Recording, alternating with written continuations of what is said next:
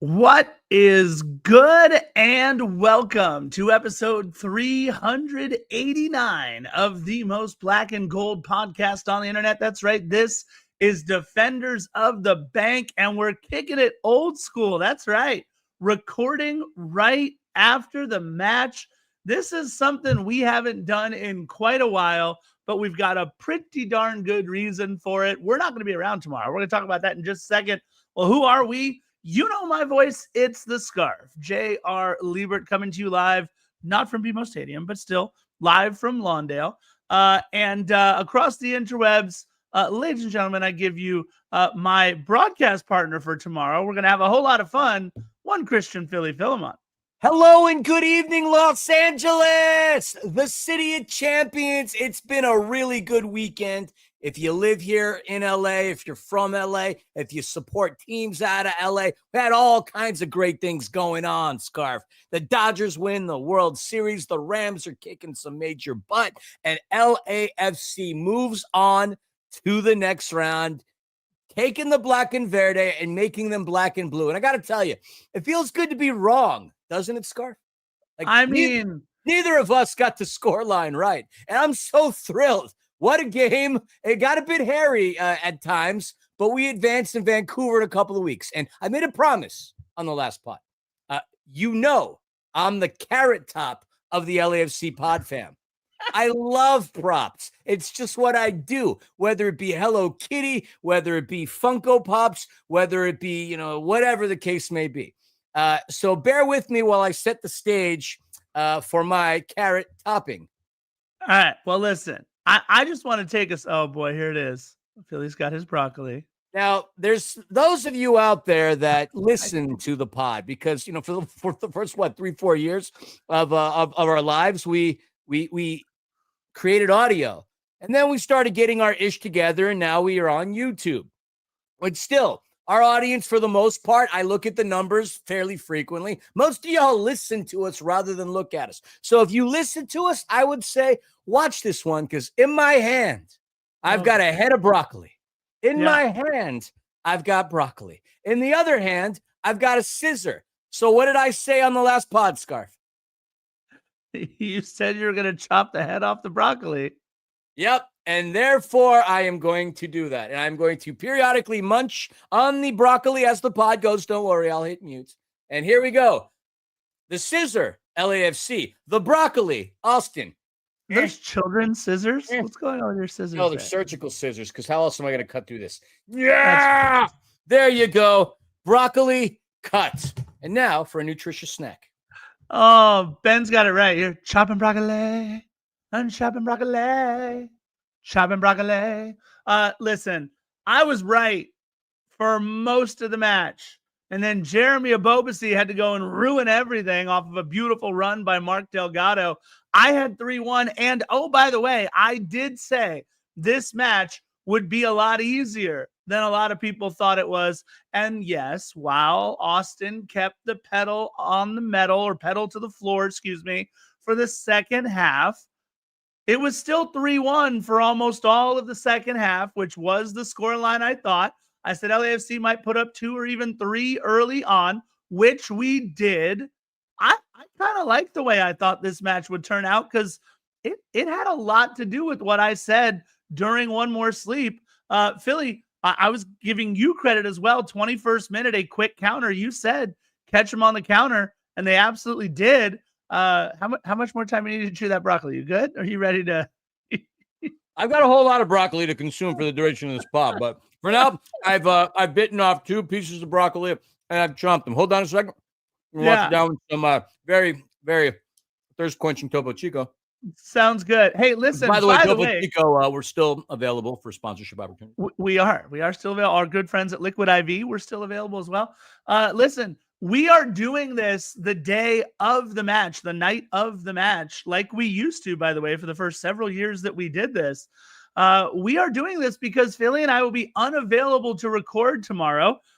Philly and I will be on the campus of UC Riverside at beautiful SRC Arena.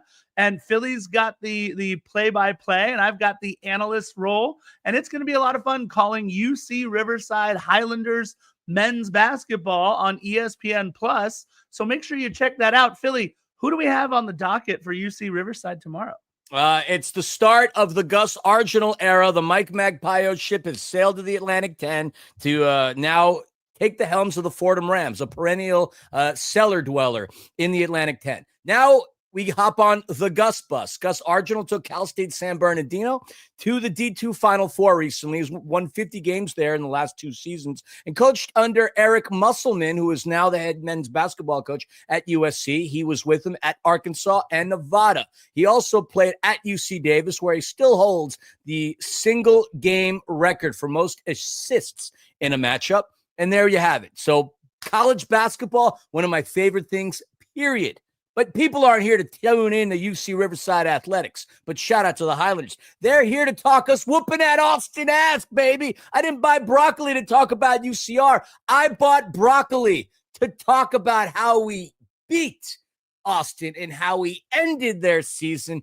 And you applauded me for being right. There's another thing I was right about, and that's Sonny getting the better of Ilie today after what happened last game, and I stand like a prophet. The only thing that I messed up on was the score. However, Austin came damn close to making us all look like prophets because, man, they played – that game was a lot closer than 4-1 scoreline says. I mean, look, it's the bend but don't break defense that we saw so many times this season. Look, Denis keeping it 100 and 101, by the way, in Austin, so very happy about that. And look, normally – we talk about a little bit of this day in LAFC history. We normally talk about some news and notes and everything else. But listen, here's the deal. As far as I'm concerned, we're just going to get right into the match. I mean, it's playoff season. It's silly season for MLS because, oh, by the way, after this round is over, why don't we go on a little 2-week international break at like the stupidest time of the year to go on that 2-week international break, which, oh, by the way, LAFC will be missing several of their players. I'm not sure about Adrian Wabowo, but I don't think we have to worry too much about him getting significant playoff minutes. But Matthew Chonier for Canada, Nathan Ordaz for El Salvador, Sonny for South Korea, and of course, Denis Bouanga. Denis has a chance, y'all, to push Gabon into the World Cup for the very first time. He's got a couple of matches. It's going to be very, very difficult. I believe the first match is against Nigeria, and it is going to be a difficult one to get out of that African group. But if they win 2 matches, they are going to the World Cup for the first time ever. I've never heard of a league, Philly. I've never heard of a league that wants to be respected by other leagues around the world. I've never heard of a league breaking for an international break in the middle of the most important series of matches in their season. It's funny that you should say, well, a league that nobody respects MLS. Not even people who love MLS respect MLS. And that's facts. It is stupid, though. There's no question about it. It's beyond perplexing as to why we're in this kind of scenario. You still run the risk of losing players in a time where it absolutely matters. There's a lot on the line, trophies on the line, money on the line, pay for performance on the line. It's beyond dumb. And I hope at one point we get to squash all this and leave it behind us. But unfortunately, these are the cards that we've been dealt. Broccoli, and we got to continue to roll with it. Who are we talking with at the after the press conference the other day about this? One of the LAFC coaches. Why am I forgetting who it was? Who are we talking about? Oh, Mark Alcantara. No. Who are we talking to afterwards? Now you have me thinking about it too. Jesus, we are getting old. We can't even remember conversations that we've had with LAFC technical staff. Either way, no, it was Enrique Duran. We're talking with Enrique. Oh yeah, Enrique Duran. He was talking about all that as well. It sucks. It sucks. There's a question in the chat. I think it was Fluffhead talking about the yellow cards. Look, during the playoffs, if a player who receives 3 yellow cards in separate matches, for example, round 1 conference semifinals, they'll incur a 1-match suspension, which is served in the next round. So say a player gets a yellow in round 1, and 3? A yellow in the conference semifinal, then a yellow in the conference final. The yellow in the final triggers a suspension for the next game if there were one. But Yellow card accumulation does not carry forward into the MLS Cup final itself, meaning it gets reset before the Cup. So whatever Vince said on Happy Foot, Sad Foot, that's correct. But obviously a player with a straight red or 2 yellow cards in the same match, the suspension is served immediately in the next eligible match. Interesting. I'm still looking for where it says that about the playoffs, but that's okay. We'll find it at some point. Either way, look, it was a great atmosphere in Austin. I mean, look, I'll say this: having been to Austin and having seen matches there, they do a very good job. In. Oh, I'm finding. Okay, there it is. Anyways, they do a very good job about match day presentation. They really put a lot into it. When they score a goal, the lights go down, it gets green. It's a cool spot to go see a match if you are a neutral. Obviously, we are not neutrals. And the last couple times we headed into Austin, it did not go well. The 1-0 loss this year, the 1-1 draw last year. So that was, not great. But LAFC, I love what Ryan Hollingshead said before the game. They had said, LAFC, teams do not like to play LAFC when we are at our best. So let's be at our best today and end this here. Ryan Hollingshead showing some true leadership there, and he absolutely did. So I really do appreciate LAFC for taking care of business, unlike San Diego could, taking care of business. And now, Philly, we get to focus our sights on Vancouver, which will likely be Saturday, November 22nd, although there is a possibility that it could be Sunday, November 23rd. But Vancouver came out and said yesterday that their match would be November 22nd. I'm looking forward to this matchup against Vancouver. I don't think I've ever said that in my entire life with the amount of times we played Vancouver. But this is a completely different Vancouver team, and we're doing it on the road at BC Place. So it's going to be a really good contest. I'm just so happy that we're not having to play another game at home against Austin in a do-or-die scenario. I'm glad that we can have that big gorilla off of our shoulders get a chance to breathe here, even though it's going to be a couple of weeks. So I kind of like the position that we're in. It's not about the destination always. It is about the destination in this case, but it's certainly about enjoying the journey, and we get to enjoy it. And what a game it was to enjoy, man. I mean, Austin obviously had to do whatever they had to do. We had our buddy Max Bretos on the call along with his homie Brian Dunseth, who you got a chance to interview on Soccer in 60 a couple of weeks ago. The scene was set nicely. The history repeated itself. 2022, Austin beat us a couple of times during the regular season, and then we whooped them in the conference finals in 2022 en route to our MLS Cup. Austin beat us twice this season. In fact, skunked us twice this season. And what happened? We did exactly what we did again in 2022, and that's whoop that ass, baby. Oh, it felt so good. By the way, I did find it, Philly. You are correct. Vince, you are correct. Yes, just to. Why would you question either of us? Maybe I understand why you question me from time to time. No, not questioning. I know. I just wanted to read it for myself, and I'm reading it for myself. It's right there. A player or team official receiving 3 cumulative yellow cards will be suspended. For clarification, a player who receives a 3rd cumulative yellow card in the conference semifinal is eligible to play in the conference final, where yellow card accumulation is reset. So it resets at the conference final, and then again, obviously, for MLS Cup playoffs.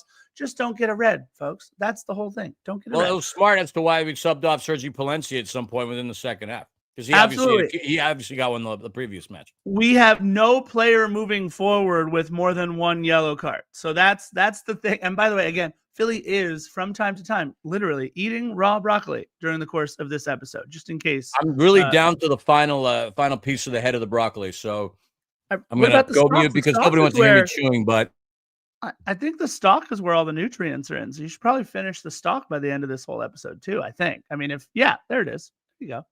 Yeah, finish that. So listen, LAFC comes out. It's a lot different than drinking out of a shoe, let me tell you that. Oh my God, I'm just such good. Oh my God, that was awful. LAFC comes out with a little bit of a different lineup, as does Nico Estevez and Austin FC. By the way, how savage was LAFC's tweet at the end of this match when they showed the picture of the ofrenda with the Austin tree on it? Like, man, you are amazing. That was great. As savage as it possibly gets. And it was a photo of broccoli. I mean, it couldn't have gotten any better. And I'm, obviously acknowledging that myself with the consumption of broccoli. Again, if you didn't hear me with my mouth full of broccoli, eating broccoli on a podcast is a heck of a lot different than fun beer bonging or drinking out of a shoe. But I know my insides are going to thank me. That's for sure, because it feels a lot better. Maybe not when you're chewing it, but you know what I'm saying. Listen, I feel bad for Panda in about an hour. Are you kidding? You're gonna be like an Evinrude going on there. All right. So we've got the 3-4-3 for Austin, Nico Estevez, and unfortunately, whether it was during LAFC's match or during training in the week, Usman Bukhari, who I believe in all competitions had 5 goals, 6 assists coming into this match. He's also one of their more dangerous offensive players. He picked up a knock and was unavailable. It was an ankle issue. So forcing in Robert Taylor into the starting lineup, Robert Taylor, who was playing with Messi just a season or so ago and looking very, very good alongside Lionel Messi. With Robert Tractor Trailer. Rest in peace. Yeah, rest in peace, Robert Tractor Trailer. Otherwise, it's the same lineup for Austin. Brad Stuver in goal, Guilherme Biro, Brendan Hines-Ike, and Alexander Svatok on the back line. You got John Gallagher, Danny Pereira, who stepped up. And look, he was a former number 1 overall pick. He's been a player who they've always expected a lot of out in Austin, and I don't know that they've necessarily gotten it. So it's good to see Danny Pereira at least end their 2025 season with a goal, although we don't care. I don't like the guy because he's playing against us. Mikel Dessler, and of course, Ilie Sanchez, who at least wasn't throwing his body around like he was last match and got a little bit of a how's your father from Sonny in this match. Owen Wolf, Mirto Uzuni, and Robert Taylor up top. That is the 11 for Austin. Philly, I believe, 2 changes in the lineup for LAFC. You're right about that. And some different positioning of players that have started as well. I mean, Hugo Lloris gets a start in between the sticks, as he should. The outside backs, Sergi Palencia, Ryan Hollingshead. Your center backs, Ryan Porteous and Eddie Segura. In the midfield, and this is truly where he belongs, Timothy Tillman, Jailson getting that center mid start, and Marky Delgado, who, like Brian Dunson said on the broadcast, quietly one of the most important acquisitions this year. Up top, Nathan Ordaz, who's coming off of a game-winning goal and an engagement. Kid's got to pay for a wedding at 22. Good God, so young to get married. I forget it. This isn't a philosophical thing. Sonny in that center forward position, and then Denny Bwanga. You'd have your bench: Thomas Asal, Jeremy Abobasi, Andy Morin, Ryan Raposo, Frankie Amaya, Artem Smolyakov, Mathieu Chouanier, and Kosi Tafari, who, it's so funny, when the cameras put a quick glimpse on him, Panda looked at him, he's like, oh my God, with that mustache dot, he looks like the Lorax. I couldn't help but laugh. And then David Martinez. So it speaks volumes as to what the coaching staff thinks of this kid. He's clearly lost something in terms of credibility with the coaches. I was a couple of games ago. I guess he didn't make a hustle play. Camera quickly pans on Steve Cherundolo, kind of one of those, like, what the hell are you doing kind of a moments. He's clearly fallen off the depth charts. At least he's making the 18. But for him not to get any significant minutes in the past couple of games shows us that, at least for the time being, he's not really in favor with the coaching staff. Yeah, it's got to be tough, right? We've said all season long that his body language just had to get better. Not even necessarily his play, right? But with better body language would come better play, as far as I'm concerned. And we saw it actually get worse, I think, over the last couple matches. I wouldn't be surprised to find out that maybe something happened in training. I mean, look, when you go to the Ja Morant School for Body Language, I don't know how you can help yourself, because it's been unfortunate for David. 19, I think it was Cougar that said this in our chat last during One More Sleep. 19 is 19, but being paid to be a professional is being paid to be a professional, right? And at some point, and I think that point has long since passed for David Martinez and his time here at LAFC, you have to suck it up and move on and play the way that you need to play and make the plays you need to make within the system. And he certainly must not be showing it in training if he's not getting any looks during these matches. The only thing I worry about, Philly, is that, number one, how do you, and Jose says it right here in the chat right now, How do you trust him with minutes in these one-off matches now, right? Like now you got even more significant minutes, but moreover, moving forward, LAFC is a sellers team. We always have been. Look at what we've done with a bunch of other guys. LAFC has been a sellers team, but what is this doing for the market for David Martinez? It's not helping him, and it's unfortunate for us. But at the same time, he's not helping his situation either. Like the thing is, you can't trust him unless he flips the script quickly, gains the respect of his coaches and teammates, maybe apologizes for whatever we did. Again, look, we're not at the Performance Center. We got close ties, but like we're not at Cal State LA. We don't know what's going on. But him not playing in these games, it's huge. It's absolutely huge, but no question about it. Nathan Ordaz has won that position when it comes down to the two of them. I mean, Nate now obviously has shown a lot more professionalism than from the previous year. He's a lot more focused. He's a lot more locked in, and obviously his priorities are tunnel visioned. And I bring this up not jokingly again, but look, he's making adult decisions at a young age. He's getting ready to get married. That's not like some like hocus pocus, like free willy-nilly scenario that you decide to go into. These are major life changes and major life decisions. So he's showing that professionalism to move on forward. And obviously his play has been there. I mean, we've looked a lot better with him up top than we did with Timothy Tillman starting in that role. So, I mean, props to Ordaz. He's taking care of business.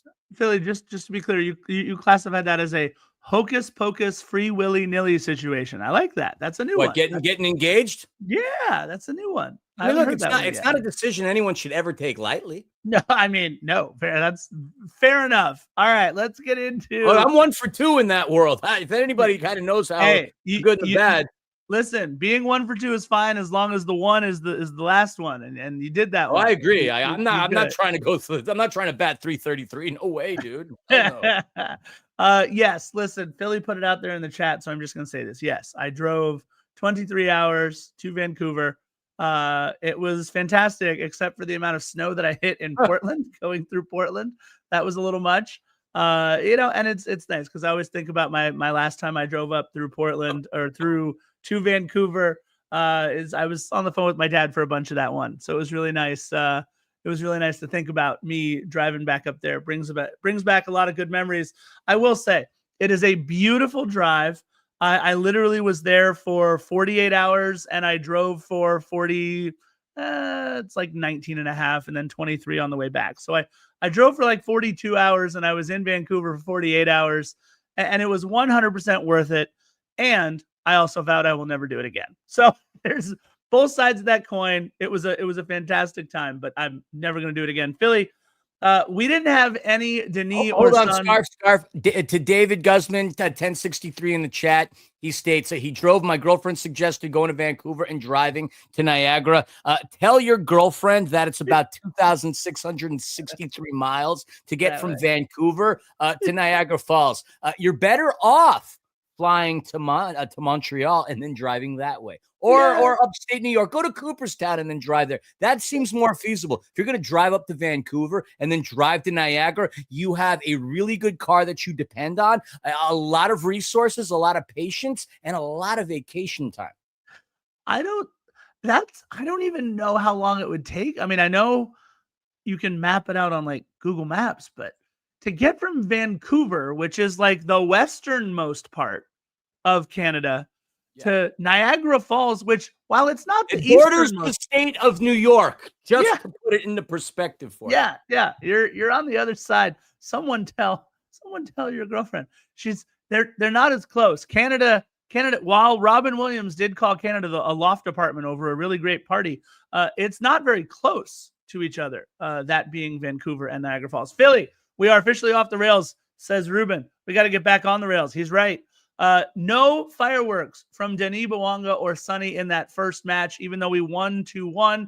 And while it was nice to see that we could win without our two biggest goal scorers of the season, it was really nice to see the boys get back to work, Philly. It took just 25 minutes for both of our top flight boys to score. First and foremost, Denis Bouanga to Son Heung-min. And now we've seen this particular goal, Philly, 2 or 3 times already this season where Denis just slots it to the left to Sonny, and we see that little step over.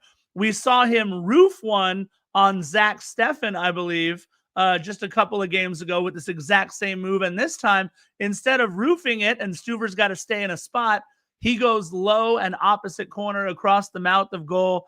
And just like that, I believe that's 11 goals for Sonny in his LAFC career. And oh my goodness, we are off to the races in a hurry. Yeah, he launched himself a flurry because he kept it down low to the ground, but it all came off of good pressure defense. I mean, LAFC was really pressuring the heck out of Austin, forcing them to create those mistakes, and those mistakes occurred. Obviously, the pass into Sonny on that left wing was fantastic. He cuts through Ilie like a Ginsu knife cutting through a thick piece of meat and manages to score. 22-7 when LAFC scores first has been their record. And obviously putting Ilie in his back pocket the way Sonny did. I mentioned this on One More Sleep. I got the receipt. He was going to get the better of Ilie. And I think Ilie being physical on him in that first game was exactly what needed to happen to wake up the giant that is Sonny. He had a great goal, took care of business, puts in the first goal. And yeah, like you said, a couple of moments later, we had another one. And I mean, I'm not going to bury the lead. I'll let you run into this, but it couldn't have come at a better time. That's for sure. Yeah. And I want to make clear, it's actually Sonny's 10th goal. I think I might have said 11th. That's his 10th goal in black and gold. Look, we Philly used to talk a lot in 2018 and parts of 2019 about Tyler Miller and his occasions to go on walkabout.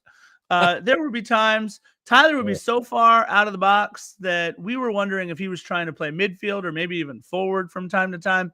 And you know what? Brad Stuver reminded me a little bit of our good friend Tyler Miller on this one. Thank you, Fluffhead. Appreciate you. Fluffhead LA says, like the video if you want to date someone he knows where Niagara Falls is. I don't know what Brad Stuver was doing all the way out there, but I think it speaks to the speed that Sonny still has at his age, with all the mileage that he's played over in the Prem.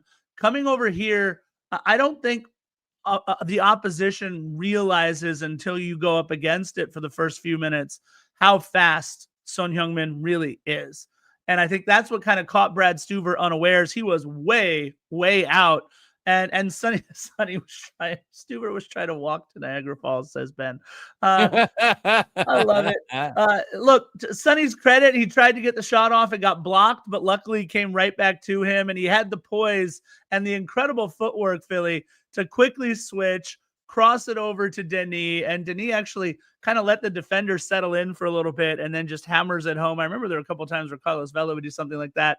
And Philly, more importantly than us going up 2-0, is finally Denis Bouanga hits the century mark for LAFC. Oh, yeah. And like I said, it couldn't have come at a better time. It was done in such a nice way. Also, we got to credit Sergi Palencia, who ended up getting the hockey assist. Yeah, he played a big role into that, connecting with Sonny, who obviously created the opportunity. Look, when those two score, this team, you can't beat this team. There's just no way anybody is going to beat this team when both of these guys are on their game. And the chemistry they have. Look, you can watch it. You can see it. A 1 or 2 games is the perfect body sample just to see just how connected they are. I have never seen Denis happier than he's been with Sonny in the lineup. It's just totally changed everything in the locker room, everything on the field, hell, everything in the stands. I mean, how many times have we all bickered at each other for our own little thoughts and banter on what seemed to be an up and down season, but realistically a much better season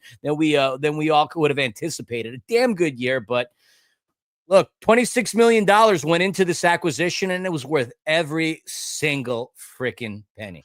No, 100%. And these guys are so much fun to watch when they're clicking, and it really does only take the two of them. But look, what Denis giveth to us, Denis almost tried to take it away. He got that handball in the box, 37th minute, and no arguing. Look, this is what happens, and this is what happens with LAFC from time to time. You could be dominating the entire match, and then just one quick thing seems to go against us. And unfortunately, what we were facing was a PK Hugo Lloris had saved as many PKs in an LAFC shirt as Philly and I have. A giant goose egg, not a single one. And so I think it was Smirty who said his save rate was 8%, right, overall in his career for penalties, which is really not good. But I mean, come on, the PK that Mirto Uzuni took, and look, Mirto Uzuni has been sorry. I as badly as I want to read Ben's comment online, I don't think I can. Nope, but that's why you got to watch us on the YouTubes, folks. This is why we can't have conversations with multiple people on the show. We just would never get anything done. I got to put Ben's next quote up there, too. He says, I apologize for that last one. There you go. Mirto Junior Uzuni, or senior prom, Ben? Mirto Uzuni, Philly, just to put it mildly, it was a terrible PK attempt from Mirto Uzuni. I mean, look, you and I could have likely saved that PK. All due respect, look, props to Ugo for not bailing one way or the other and completely selling out, just trying to guess right.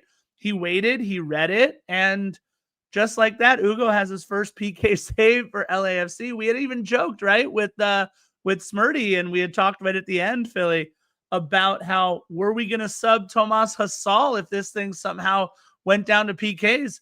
Dare I say, both PKs, which we'll get into the second damn one in a little bit, Ugo looked great on both of them. He did. And look, Uzuni, Albanian international, and I grew up back in New York City, back in Queens. My best friend at the time, his name was Lenny Kamaj, always had this thing to say. If you look at the Albanian flag, it's red, it's got two eagles on it. And he'd always say, hey, there's nothing more lethal than a two-headed eagle. But what I have to say to Uzuni is nothing more lame than your shot on frame. That was terrible. Absolutely terrible. You and I, yes, absolutely could have made the save on that. But he wasn't the only example of just bad opportunities. They squandered so many more. You could go towards the second half. We'll talk about it. Obrion, like there were ample opportunities. LAFC practically gifted Austin opportunities to go out there and say, here, make this a game, and they failed to do it. That right there was an example of what was to come. Obviously, you would think a positive and a negative because there is another negative for us, a positive for them with a PK scenario that Hugo couldn't block. But mathematically, a positive and a negative is still a negative. And negative is really what all the opportunities for Austin was throughout the duration of the match. And our good buddy Vu says Ugo had a save in St. Louis last year. Someone's got to tell Max and Dunny that, because on the broadcast they said it was. Well, I remember this. Thank you for that, Vu, because I don't know, earlier in the season we had the same debate, and I Chat GPT'd it, and Chat GPT failed to acknowledge the St. Louis game as well. So I will never forget that part. But yeah, if the broadcasters didn't pick it up, then whoa. But shout out to Vu, that's a fact. Hugo did make a stop against St. Louis. Philly, I didn't see who had the big switch on the restart there in the 44th minute. Was it Ryan Porteous, I think, is the one that had the big switch? Maybe not. But it was Ryan Porteous to Ryan Hollingshead. And Hollingshead with a perfect header in the 44th minute to Denis Bouanga. And look, it was a rough 2-match series for Brendan Hines-Ike. Brendan Hines-Ike scoring for LAFC in the first match. And then, I mean, a nightmare scenario, falling down, going backwards as Denis Bouanga is coming at you with a full head of steam. And Denis absolutely unleashing one for his 101st goal in an LAFC shirt. Again, Ryan Hollingshead putting himself in a great position with another assist. He got the assist on the own goal. Last match, gets the assist on this one to Denis. And Philly, you're thinking, all right, we're headed into the half, 3-0. This is huge. 5 minutes stoppage time. Just got to see our way out of it. And 3-0 is a great lead at the half.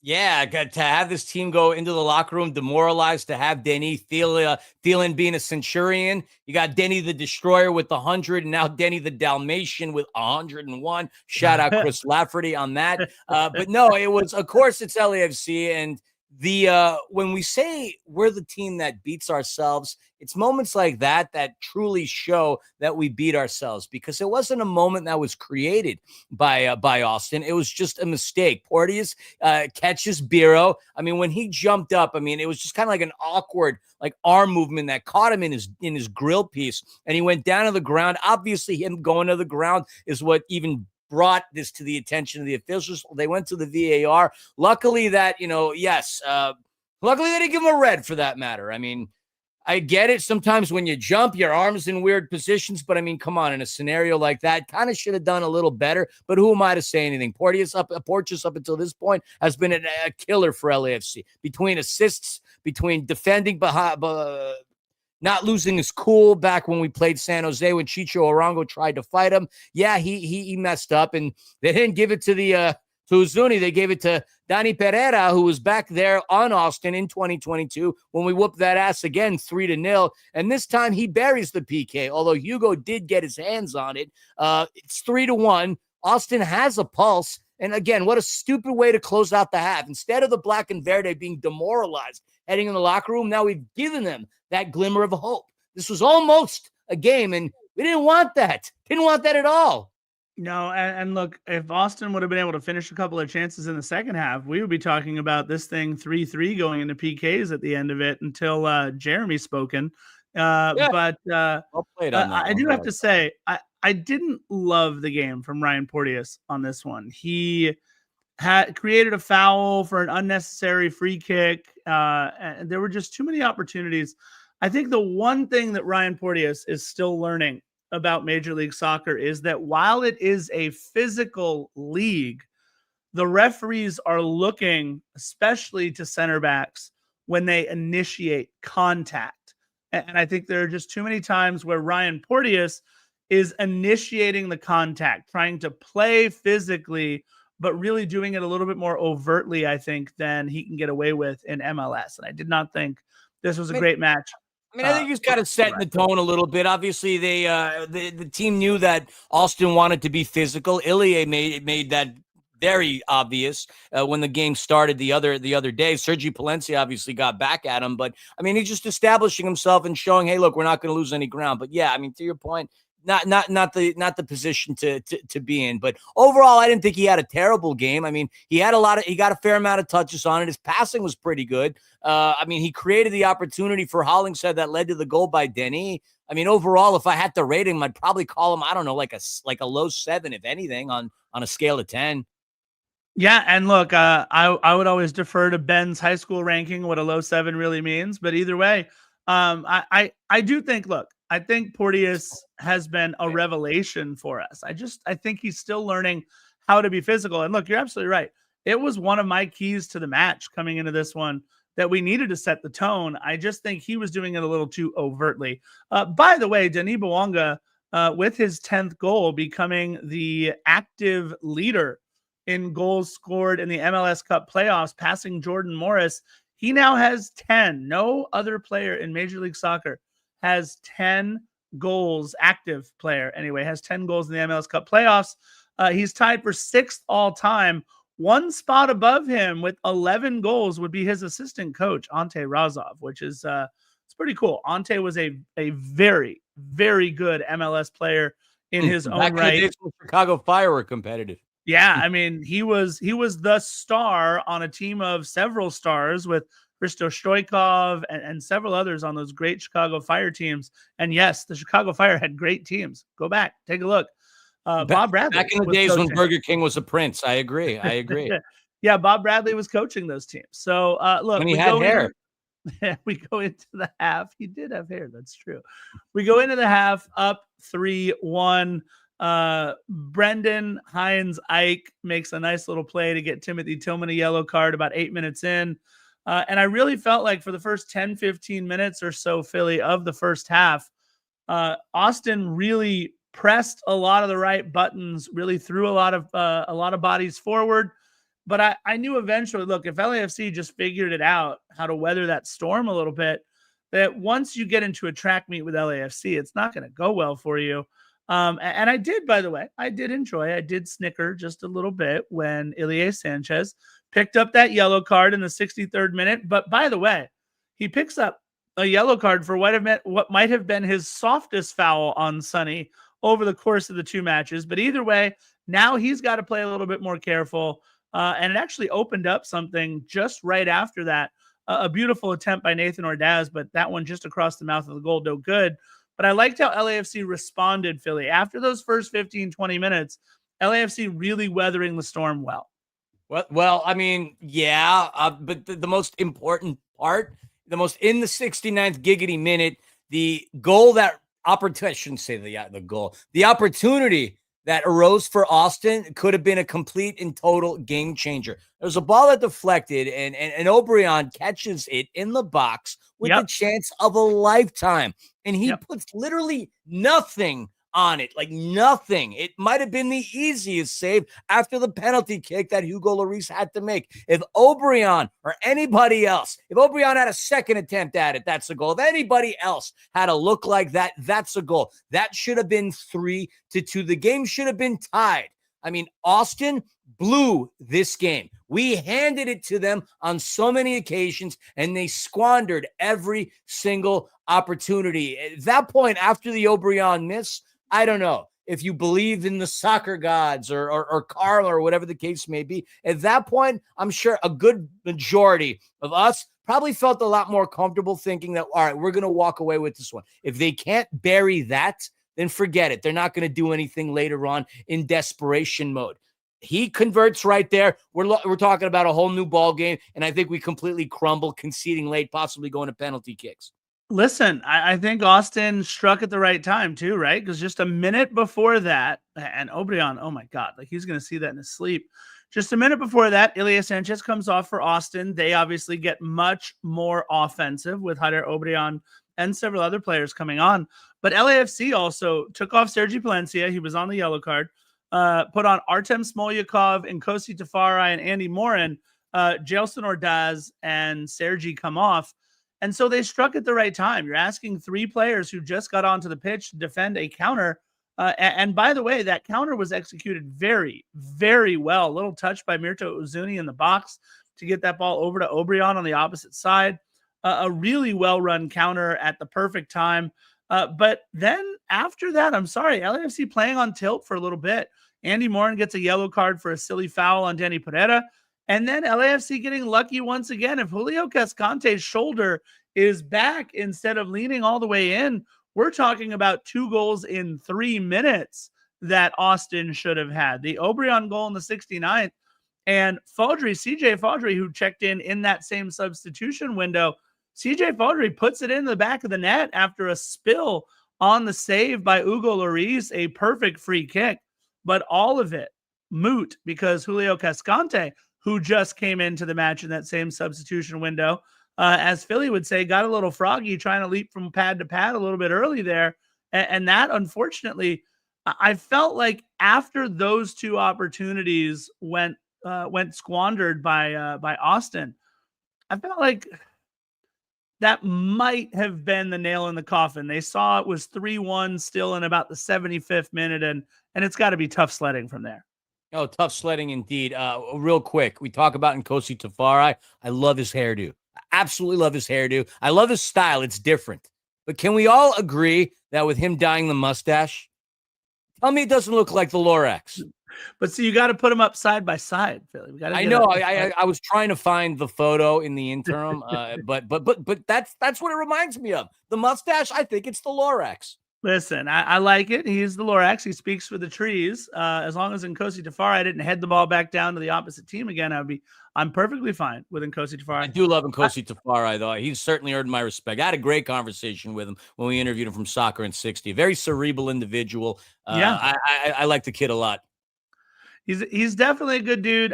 Philly, when was the last time you saw Denis Bouanga come out so early? 79th minute as Matthew Chonier comes on for Denis Bouanga, and all I thought was, all right, we got 10 minutes more of bus parking now that Denis is out of it. But my first thought was, just tell Denis to park the bus and he'll do all that work for you. We've seen Sonny do it, but he's about to come out. I was just a little surprised, just in case, that we wound up taking off Denis so early. No, I mean, the game is done at this point, and then the proverbial hammer would go into the nail, into the coffin, so on momentarily when Sonny comes out for Jeremy Ebobisse. But you said something at the top of the pod that is very important. I'm sure it's something important for Denis too. The game was done. No use, no need in putting him in a situation where you burn him out, run him at the risk of injury, because there's a couple of things that he has in front of him that are a bit more important than staying in a game that's already cooked. And that's obviously helping Gabon make the World Cup and obviously helping LAFC beat Vancouver, move on to the next round in the quest for the next MLS Cup. There's no reason to have kept him on anymore. No, you're absolutely right. Look, I'm all for him being healthy and being able to lead Gabon into the World Cup. You did mention it. By the way, one of the most terrifying phrases that Max Bretos will have said all season. He says in the 83rd minute, Timothy Tillman, ball at his feet, sun on the wing, but he calls his own number. Timothy Tillman, don't call your own number again. I know I want you to be a little bit more offensive, but what I talked about as you were my player to watch is you need to be the facilitator, Timothy Tillman, not taking some of those shots. That's what we pay Sonny for, but unfortunately, Sonny only putting in an 88-minute shift, Philly, as Jeremy Ebobisse comes on. And I don't know, I think what I liked more than the Jeremy Ebobisse goal is the fact that you have a player in their, I believe, 14th season in Major League Soccer in Mark Delgado, who 93 minutes into the match is jumping a pass, intercepting the ball, finding Jeremy Ebobisse in space. Jeremy tried real hard to screw that one up with a bad touch, moving it back over to his right foot.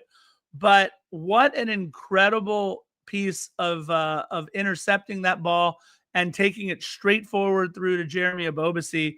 I was very impressed with Mark Delgado still having the wheels, still having the energy, still having everything to do with that ball in the 93rd minute. And you know what? It made me wrong, Philly. It was no longer 3-1, but I was okay with that. There's nothing wrong about that. I mean, look, to me, it's pedal to the metal. These are professional athletes. Go for the kill. And, dude, contracts, obviously player performance. You hit certain bonuses when you hit certain goals. So you go out there and you do what you got to do. But to your point, yeah, I mean, I think it was still a deflection that came off of Jeremy Ebobisse. It bounced to Mark Delgado and he made his run. Yeah, the patience by Jeremy Ebobisse. He punches it through.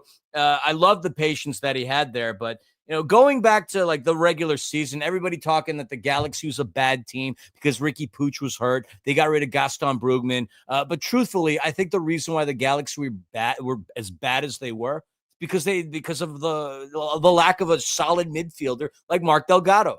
Mark Delgado, huge for us. Absolutely huge. Stability, consistent, hustle, everything that you would want in a midfielder in his role, he takes care of. He helps this team even through the rough patches. Mark Delgado, the unsung hero of LAFC this season. Not the flashy goal scorer, not the defensive stalwart, but just the steady presence that you need, the facilitator between the forwards and the defenders. I mean, the kid's outstanding, 100% outstanding. Yeah, no, you're absolutely right. And look, LAFC did a wonderful job in the second half of bending but not breaking. Yes, there were a couple of opportunities.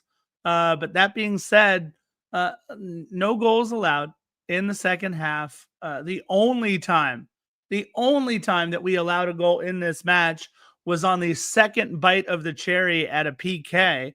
And even then, Hugo Lloris got hands to it. The way that this team is defending right now, I thought we defended very, very well in these two matches against Austin. We are going to have to defend even better against a very, very good Vancouver team in a game, again, likely Saturday, November 22nd. But in between times and in the meantime, I just want to put it out there. Thursday, November 13th, because LAFC doesn't play again for 20 days. 20. Jesus. I'm going to forget that we still have postseason at this point. I know, right? Thursday, November 13th, Gabon takes on Nigeria. It's going to be a tough game. for Gabon. Nigeria, very, very good. The Super Eagles, I believe they're called. We know our buddy Eddie and several others are going to be watching that match, pulling for Nigeria. I feel badly saying this for Eddie because Eddie and I have been to Nigerian food several times. I love the guy. But for that particular match, Eddie, I know World Cup spot on the line. I'm pulling for Gabon. They've never been there before, and I want to see Denis take his team to new heights. Yep, Denis taking us to new heights. You talked about his 10 goals in the playoffs in 14 games.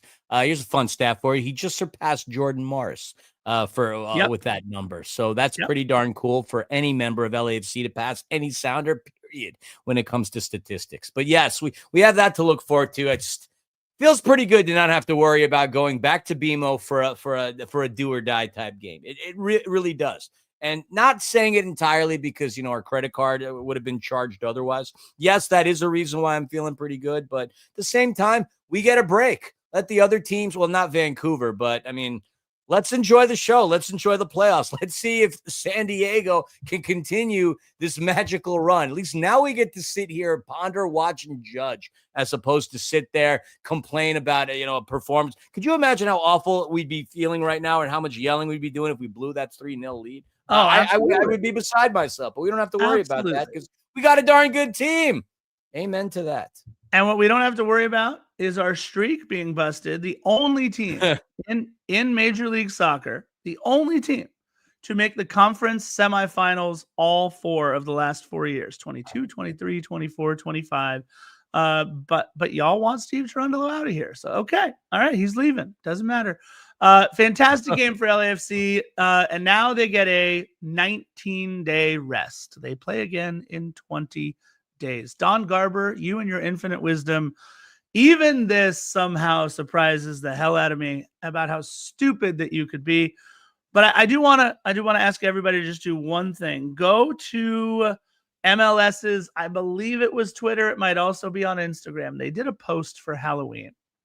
And their post for Halloween, it just says horror on the top of it. And what they did was they switched uniforms of players in the different rivalries.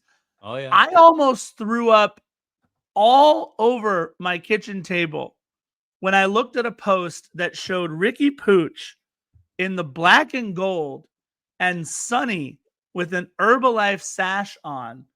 It was one of the... Look, we have NC-17 ratings for things in the movies and in TV shows, and yet MLS can just go posting a horror show like this. It was the stupidest thing I had ever seen. And MLS, just do better. That's all I got, Philly. Do better. I got nothing. I ate a whole head of broccoli on this pod.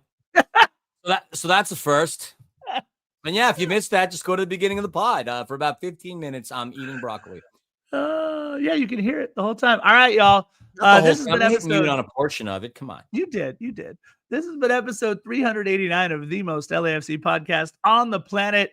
He's Philly. I'm Scarf, and we'll see you guys back in 19 days. Maybe Philly and I will do a little something. I don't know, for the international break. We'll talk about it, Philly. But it's nice to have a little bit of a break. But this is dumb. Either way, don't hold your breath, defenders. Ain't nothing gonna happen. Mark my word. Either way, episode 389. We love you guys all so much, and however it is that you there you go. However it is that you access Defenders of the Bank content, we so love and appreciate you all. And you know how we like to end each and every one of these episodes. Feeling a little verklempt. He's so emotional because LAFC just lay it to smack it down on that black and verde ass. I feel like I just ate some broccoli with that one. I don't know what just came up there. All right. Y'all know how we like to end these, everybody. Bye-bye. Bye.